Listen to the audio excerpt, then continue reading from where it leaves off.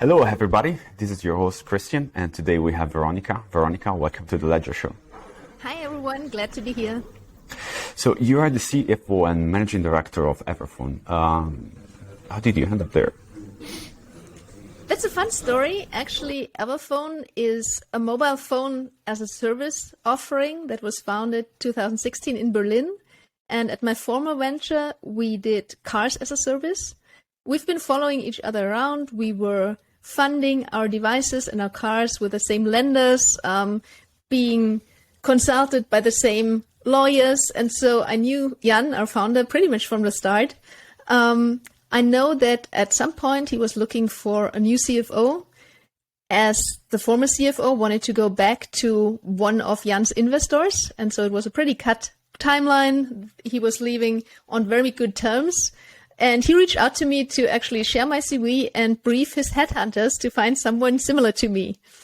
And obviously that search wasn't very successful. So some months later, Jan called and told me, I don't want any substitute. I want the original. Can you please come and do the job as CFO of Everphone?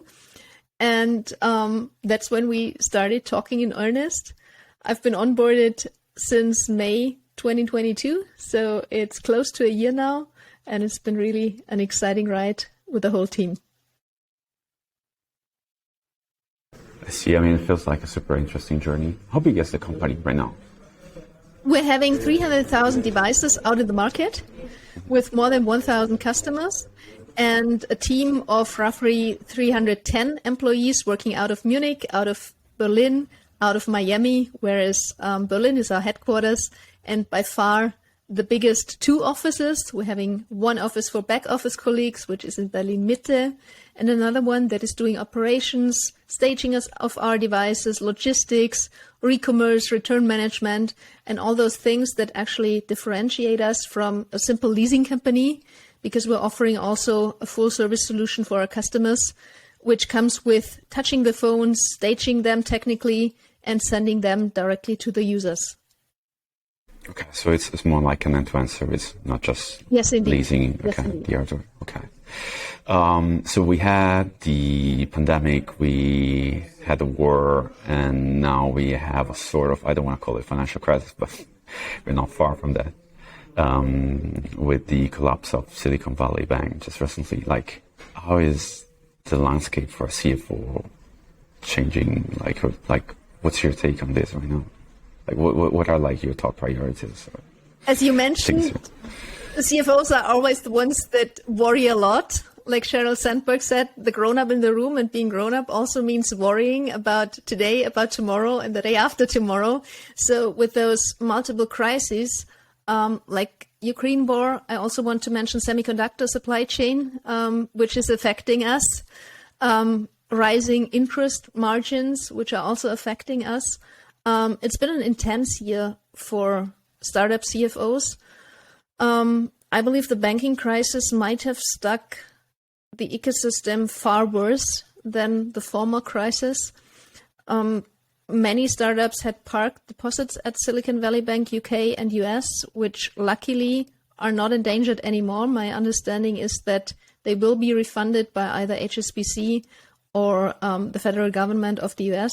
However, startups that have lended funds or have entered into, let's say, venture capital agreements with Silicon Valley Bank might not be able to pull those funds, which might, in the worst case, lead to insolvencies. So if someone was affected, that might be their worst fear and the top priority on their mind. Otherwise, in such difficult economic environments, investors mostly shift their priorities away from growth and towards profitability. That's also what we've been doing at Everphone out of our own in the last year. So we've been growing at a very steep pace, over 100% still, but also turning our individual devices, our rental cohorts profitable at the same time in order to improve unit economics. That's pretty interesting. Like given the kind of work that you do with the leasing part, the devices, I guess also interest rate, they play a big part on, lending money and paying for devices. So you mentioned that you're trying to focus on profitability. What does that mean in your case? Like trying to expand with your current customer, trying to improve your unit of economics? Actually, we of course want to serve current customers wherever they go. So we'll be expanding with them geographically out of Europe, over to the US and the like. We want to also deeply integrate into their IT systems and even take over more functionality, thus relieving their internal IT support. We're currently working on a cybersecurity version that might prove very worthwhile to B2B clients. And it would also mean that we are trying, like in a driver tree, to improve each and every component of our service offering, coming from sourcing until deployment of our services, operations efficiency, logistics costs, and processes at the end of the life cycle, in order to improve each of those components a very tiny little bit, but improve the whole unit economics a very grand step in advance. Okay, so build more sticky products inside the company in a way to expand your presence inside. Okay, makes sense. And that's maybe a nice comparison to the companies I've worked with before, which was full service automotive leasing and, as said, car subscription. With us, I don't think there's one single factor that will turn the business model profitable, but it's optimizing many factors to reach it. I see. I guess your biggest cost right now is the cost of the device, right? You mean the capex of acquiring the mobile phones? Well, cost, yes, in terms of cash out. However, we are able to refinance all those devices by an asset-based financing solution. We have acquired in 2021 a large facility backed by Deutsche Bank in Phoenix that enables us to do so, and we're currently close to closing the next one. Everphone has successfully closed 4 facilities to date, and so we're looking forward to closing the 5th one. Okay. Like given the current environment, like with so many things changing so rapidly, and like yesterday you could trust your bank partner, and today you need to think in a different way. Like, do you think that new systems or digitalization can help with this, or just, okay, we need to start from scratch? And with like planning, 6-month planning doesn't make any sense because we work day by day, basically. Yeah, planning of course makes sense, even if it's only for evaluating your goal setting and doing it better next time. But I also believe digitization, especially in investor communication and bank communication, can create trust. Because if reporting is not only a manual process, but a digitized one, with a higher reliability, the numbers will stay true and will stay comparable to last month or last quarter's reporting. So digitization is also a security factor. Otherwise, I believe that we have a certain scarcity of talent. So digitizing manual steps and manual tasks, such as in accounting, booking invoices, doing payment runs. If we can digitize such tasks that are very repetitive and in a certain way easy to automate, we can free up capacities, we can create a more exciting work environment for our colleagues, and we can, of course, save the cost.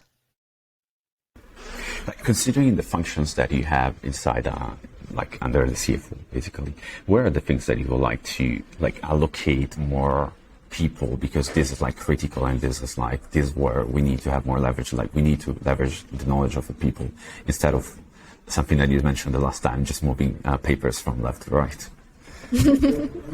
So in the last year, for my department, which is finance, legal, and people and culture, it was on the one hand the second row of leadership, so a director finance, a director legal, a director people and culture. And it was also a team which I call the gatekeepers, a tax specialist, a risk specialist, a GDPR specialist, that is just having our backs and protecting the companies from running into very faulty and ultimately costly positions on which we might be fined. We tried to set up everything as scalable and as efficient as possible. So with that structure in place, we will be probably adding accounts payable, accounts receivable specialists, maybe also reporting specialists as we grow and as the expectations of our investors grow. But I believe throughout Everphone, we've hired much senior talent in order to integrate their experience, in order to profit from thoughts they have already had in the previous job roles. And so adding talent might very well be junior talent or talent that is trained on the job in order to learn how to work the Everphone way. I see. And I mean, comparing to, for example, to 1 year ago or just a couple of months ago, like, how do you plan the HR growth? Like, how do you allocate people to different teams? Because now I think that the environment, again, is completely different. So maybe, I don't know, you stop hiring engineers and you said, okay, it makes more sense to focus on legal or compliance, for example. I guess the easy answer would be we hire according to budget, which is the most difficult answer because the budget says one thing and the actual demand of the different departments might vary. So we have a very detailed planning for growth roles, which actually says once we're adding a sales agent, they will become profitable after such so and so many months. They will scale customers and they will lead to enhanced delivery of phones after such and such months, and it will be so many after 3 months. That's very easy. If we plan our growth, we know how many sales agents we have to add 3 months prior. On the other roles, it's a pretty manual planning, so we align with the different teams and ask them what is their intended setup for the next year and allocate growth accordingly. Usually we strive to be efficient, which is with a 10% growth, we need to have a staff growth of less than 10%, which we have achieved through all stages of Everphone. So that's also how our planning works for 2025 and beyond. In that region, we usually don't ask our department managers to plan because simply making assumptions now for 2025 is probably as accurate as just giving a rough percentage number for employee growth overall and allocating it later to the departments once we are at a stage where we can do detailed planning. Also, departments are always free to offset. So if they say, I'd rather hire a senior than 2 juniors, or I'd rather do this and that work with a technical system that costs roughly the same as 2 junior roles, they are free to do so. We can swap cost positions as long as we meet our budget overall. Okay, so you have a quite flexible budget, like people can operate within the budget, but you're quite flexible what they can do with that. Okay, that's quite interesting. Do you think that you help the companies switch into a mindset where, okay, it's not just growth, we also need to think about other things. So it's not that we can grow 10% and also do the hiring 10%. Do you think it was like a natural evolution or you had to? I communicate that daily, maybe hourly. I fear to be the one that is the naysayer. On the other hand, that's probably a role that comes naturally to a CFO. And speaking of gatekeepers earlier, we have made a budget. We have committed to that budget with our investors. And so it's my job to make sure that we meet it. Yeah, it makes sense. Like, I mean, like you said, usually finance people are seen like the gatekeepers, but I mean, there's good reason for that. Like, it's hard to run a business with no cash in the bank. So you mentioned that you have some priorities for digitizing some of the functionalities like account payables, account receivable. I guess you're pretty heavy on payments operation. For example, you need to receive payments from your customers. Maybe you have also payments out. Like, is it something that you plan to also automate in case, like, are you going to buy something? Are you going to build something? What's your take on building the specialties inside or buying the specialties? I guess a buy and build decision is pretty standardized as long as there is a solution that can be bought for a standard problem. One should probably buy it. Just because another company has made that innovation they have all the knowledge that is necessary for operating that solution compliantly and efficiently. And just rebuilding what they offer cannot be cost efficient, and is also a waste of internal payment and internal talent. So whenever my problem exists within other industries or within other companies, I tend to look for store-bought solutions that can be customized. Spend management, travel management would be good examples for this. Whenever it's a unique problem, such as some of our data products, no one else has them.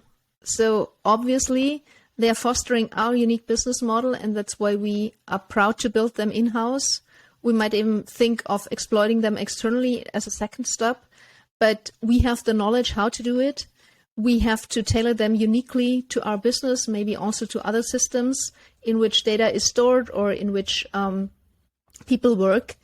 And that's when we would ask our internal tech team to scope a solution in close collaboration with the finance department in our case, and deliver on it to make it really a unique fit to our other systems and to our work.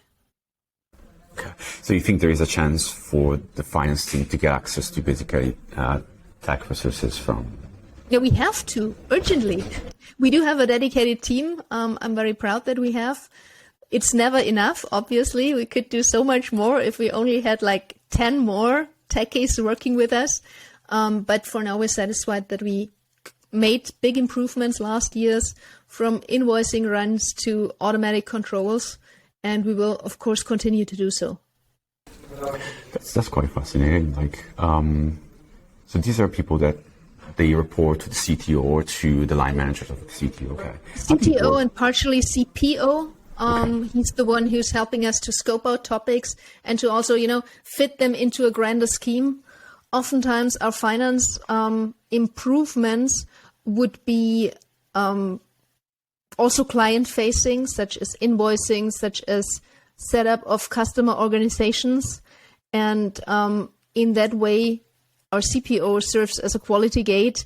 Are we really not only adding value internally, but also to our clients by doing what we requested? That's that's super fascinating. Like having finance people working closely with tech people and building products together. I love it, and digital finance is just something that can make a difference in a modern and secure and efficient environment. So I'd heavily urge everyone to look into their options. Can you share a little bit more about the setup? Like, do you have like recurring meetings together? Because you're also one of the stakeholders of whatever they're going to build. Because then it relates to finance somehow, whether it's invoicing or receiving payments. So yes, there are alignment meetings. Usually those would be the big ones where we talk about a strategic development and strategic features we want to add to the system. And whenever the time comes, there will be breakout meetings with all stakeholders that are very much into that specific process and can brief the tech team on how to do it. Also, we work a lot with asynchronous communication at Everphone. So we have Slack channels on which we get informed by new features or on which we can report back any bugs. Those are happening. That's the way it is. So that can be done without stealing everyone's time with a meeting, but rather reporting back, screenshotting back, and solving it that way. Before moving to the closing notes, Veronika, I wanted to ask you a question. Like, do you have any suggestion to new head of finance or new CFO that they just got into new role with, a bank crisis and all these, fast moving things, and they really don't know, okay, what I'm supposed to do? I'd actually say prepare even better than ever before. A team of CFOs who all started their new roles in the course of last year wrote a white paper on that. It's called The 101st Days of a CFO. You find it linked on my LinkedIn profile. That might be a good read. There is a book called, I'm just looking at my bookshelf, 91st Days of a Leader, which is great for someone coming new into an organization, but also for someone stepping up from a normal team member to leadership, which helps to prepare, which helps to scope out questions to ask to the team, and to one's superior in order to define goals and development goals to meet after those first 90 days. Otherwise, I believe everyone who has already done a similar job can be confident to be able to handle also well in a new organization some matters, and also that cash crisis, a potential funding crisis, is something many of us have seen before, such as in 2008 Lehman Brothers bank crisis. That's when I worked at McKinsey and had to do risk management and liquidity management calculations, or with the funding crisis during COVID, where many of us had to be creative and make ends meet in terms of cash. So it's just situations repeating, even though the external factor influencing might be different. Okay, so just get ready for the worst and then try to use your network, your peer network, if you have friends or people that are working in the same environment. Okay. Yes, and get your team behind you fast. You will never make it alone, but if you can convince your team to collaborate with you, to support you, to give your best for your common goals, that's the real success factor in any environment. Okay. I'm going to also put in the show notes your guide about the 100 days first. Very welcome too. Yeah, I think it's super useful, especially right now. So, Veronika, are you ready for rapid fire of questions? Fire away. Yep. So what is the best piece of career advice that you have received? It comes from my first boss after consulting and still my mentor. And he says, if someone believes you are ready for that role, you probably are, regardless of what you yourself think. I was very insecure back then, and he proposed to me the job as a back office lead, and also one of the parties that would do a management buyout. And I was so very insecure. I said, I can't do it without you. I don't want to be the only finance person in the new venture. I don't want to be authorized signatory. I just want to continue my job and working under you and basically not worry about those new developments. And he said, well, I believe you're ready to make the jump. And so I did. And indeed, it worked out. That's a good one. What book would you recommend to our audience? As we're talking today, it's definitely those first 90 days. Otherwise, I've just recently read Nudge, so a book that is elaborating on libertarian paternalism, very difficult word for a non-native, and it's showing us how to push people toward a desired outcome. I've tried it recently, so we were having our employee feedback survey and didn't reach as high numbers as I would have hoped for in my team. And I tried to apply one of the principles, such as 9 out of 10 team members have completed that survey. What about you? And it works like a charm every time again. It's just a mixture of business sense and psychology. It's fun to read, it's insightful to read, and it might also give you some additional tools on how to influence people and how to convince people to commit for something for the greater good. And once again, the book title is Nudge, right? The book title is Nudge. I guess it's out from the second edition. I'm going to write a review soon. That's why that book immediately sprang to my mind. Okay. What's one of your main passions outside work? There are so many. So I'm living on the countryside. That's why I have 2 cats and 10 chicken and a hedgehog and bees. So gardening and animals is definitely part of it. I love cooking. And as I love cooking and eating so much, I also have to love running to lose all that calories. I'm currently trying to go to longer runs now. I was once competing in ultra marathons, which I currently can't due to my back, but I'm back to half marathon and hope to do a full one in fall of this year. I see. Is there any country that you plan to visit this year? Actually, I don't intentionally plan anything. I guess I will be back to our US subsidiary in Miami. There will be a big structured finance conference in Barcelona, so Spain, sometime in June or July. That's also on the travel list. And for hiking purposes, we're oftentimes driving over to Austria, which is roughly a 1-hour drive from where we live. So that's certainly on the list without really being a travel destination, but rather a weekend drive. See, what is the name of the conference in Barcelona? I'd have to Google that one. Isn't it Structured Finance? Structured Finance Barcelona? I guess that's the one. Okay. And last question, is there anything you're learning right now? Any specific book? So the biggest learning last year was definitely LinkedIn. I was never active in marketing. It was always a bit of obscure of what you had to do to be successful. When starting at Everphone, our then marketing lead pushed me towards being, if you want so, corporate influencer. I had a great coach to start me off, to set up my profile, to pre-word my first 10 posts, and then was basically handling on my own. I was reading many books, getting some advice, having an accountability group with some other finance leads. And so summing up all that knowledge will be another task of mine.